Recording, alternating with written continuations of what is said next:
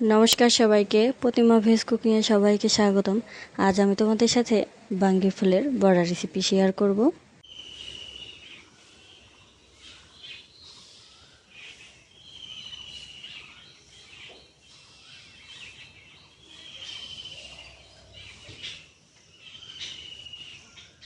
বাঙ্গি ফুলগুলো ভালো করে বেছে নিয়েছি।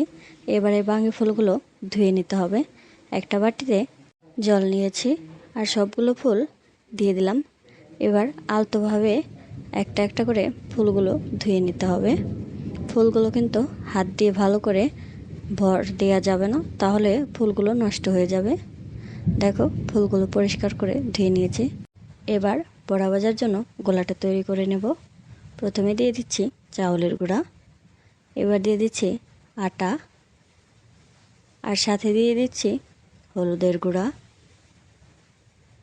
এবার দিয়ে দিব মরিচের গুঁড়া। ঝালটা তোমরা তোমাদের পছন্দ অনুযায়ী দেবে।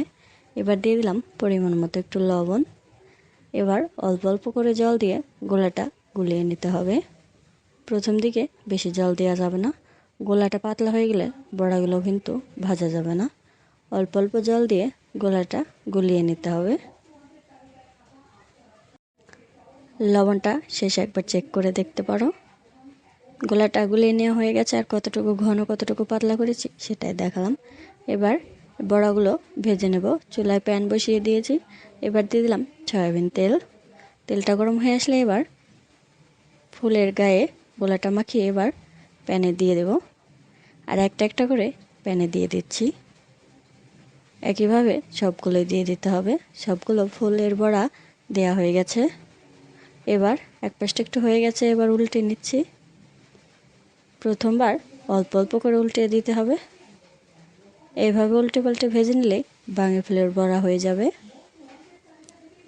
বাঙ্গি ফুলের বড়া তোমরা যদি কখনো না খেয়ে থাকো, আজকের এই রেসিপিটা দেখে একদিন বানিয়ে খেয়ে দেখো। আশা করি খুবই ভালো লাগবে। বাঙ্গি ফুলের বড়াগুলো ভাজা হয়ে গেছে। এবার একটা ছাঁকনি দিয়ে ছেঁকে ছেঁকে তুলে নেব। আর দেখো কতটা সুন্দর হয়েছে। ফুলের বড়া দেখতে যতটা সুন্দর হয়েছে, খেতেও কিন্তু ঠিক ততটাই মজা হয়েছে। আজকের এই রেসিপিটা তোমাদের কেমন লাগলো অবশ্যই কমেন্ট করে জানাবে। সবাই ভালো থাকবে, সুস্থ থাকবে। নমস্কার।